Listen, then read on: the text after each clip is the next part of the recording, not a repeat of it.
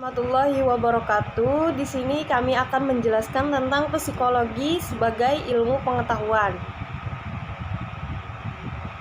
yang beranggotakan Aminah, Gaya Gayatri, Muhammad Amin, Muhammad Gurdan Rais, Nur Latifah Sabitri, Qurrata Ayuni Hasanah, dan Siti Maisarah. Di sini saya akan menyebutkan tentang peta konsep yang telah kami susun, yaitu yang pertama, teori, asal mula psikologi, pengertian psikologi, psikologi sebagai ilmu pengetahuan, kemudian konsep, syarat psikologi sebagai ilmu pengetahuan, fungsi psikologi, isu dan permasalahan, solusi, serta pesan moral. Di sini saya akan menjelaskan tentang asal mula kata psikologi. Menurut etimologi, psikologi berasal dari bahasa Yunani psyche yang maknanya berdarah panas, yang berarti hidup, jiwa, hantu, dan logos yang berarti ilmu. Jadi, secara harfiah, psikologi berarti ilmu jiwa. Kata psikologi secara bahasa Latin psychologia pertama kali digunakan oleh ahli humaniora dari Kroasia dan literatur Kroasia berbahasa Latin dalam bukunya Psychologia de Ratione Animae Humanae, muncul sekitar abad ke-15 sampai ke-16 Masehi. Referensi yang pertama kali menggunakan kata psikologi dalam bahasa Inggris adalah terdapat dalam buku The Psychical Dictionary yang ditulis oleh Stephen Blanchard yang merujuk pada anatomi yang membentuk tubuh dan psikologi yang membentuk jiwa. Selanjutnya akan dijelaskan oleh teman saya yang bernama Gaya Gayatri. Psikologi sebagai ilmu pengetahuan. Wilhelm Wundt dapat dikatakan sebagai bapak psikologi modern. Ia telah berusaha untuk menjadikan psikologi sebagai ilmu pengetahuan yang berdiri sendiri atau otonom. Sebelum abad ke-19, psikologi merupakan bagian dari filsafat. Perbedaan cara memecahkan masalah jiwa di masa lampau dengan di masa modern, terutama terletak dalam cara pendekatannya.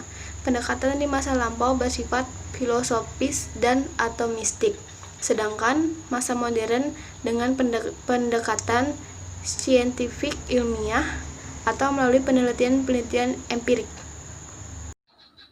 Syarat psikologi sebagai ilmu pengetahuan. 1.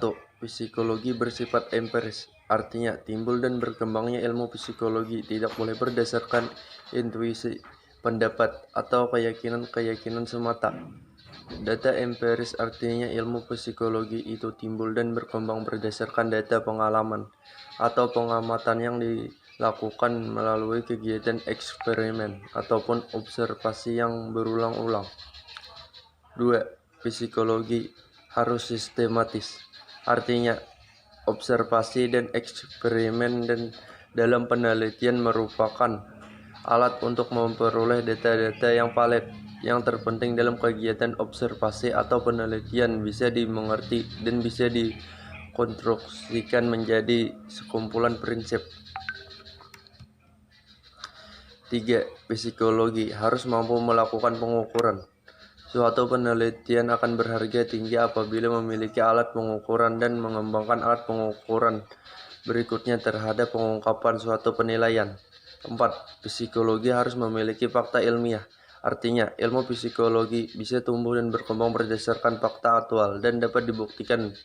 Fakta-fakta yang terkumpul harus mendukung dalam semua aspek penelitian, terukur, mampu menguji hipotesis, dan akhirnya memberikan dukungan suatu teori atau membuat teori baru. 5. Psikologi harus memiliki definisi umum, artinya ilmu psikologi harus memiliki definisi yang jelas, luas, singkat, dan sesuai menurut istilah yang digunakan seperti definisi kecerdasan, bakat, persepsi, perhatian, belajar, ingatan, motivasi. Baiklah, di sini saya akan menjelaskan tentang fungsi psikologi. Fungsi psikologi yang pertama adalah menjelaskan, yaitu mampu menjelaskan apa, bagaimana, dan mengapa tingkah laku itu terjadi. Hasilnya, penjelasan berupa deskripsi atau bahasan yang bersifat deskriptif.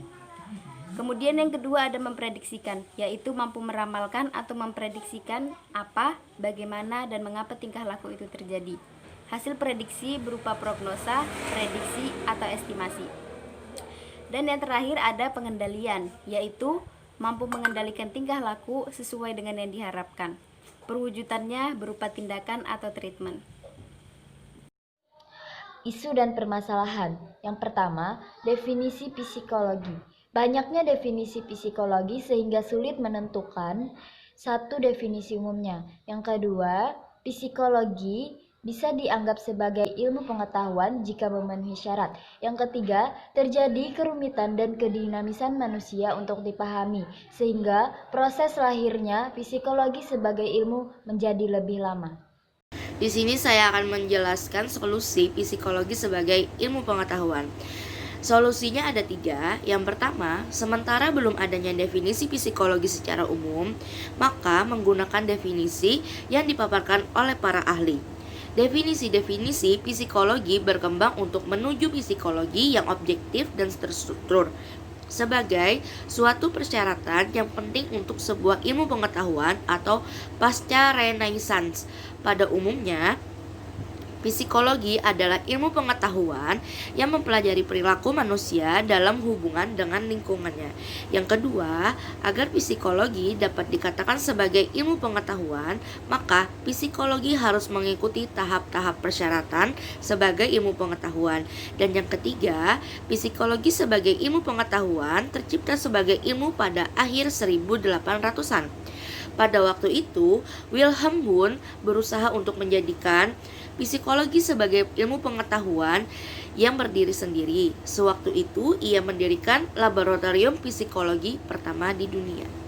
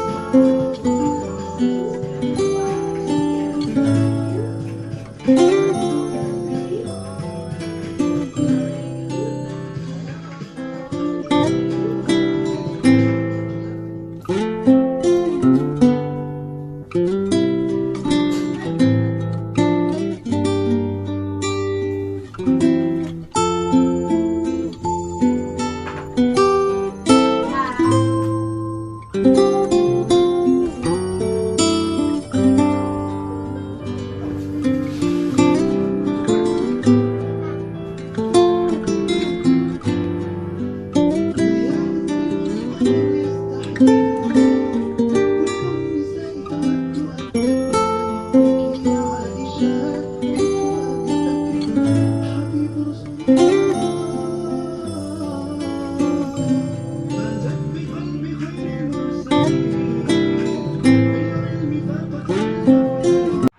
cukup sekian yang kami sampaikan. Salah hilap mohon dimaafkan. Wabillahi taufiq wal hidayah waridho wal inayah. Assalamualaikum warahmatullahi wabarakatuh.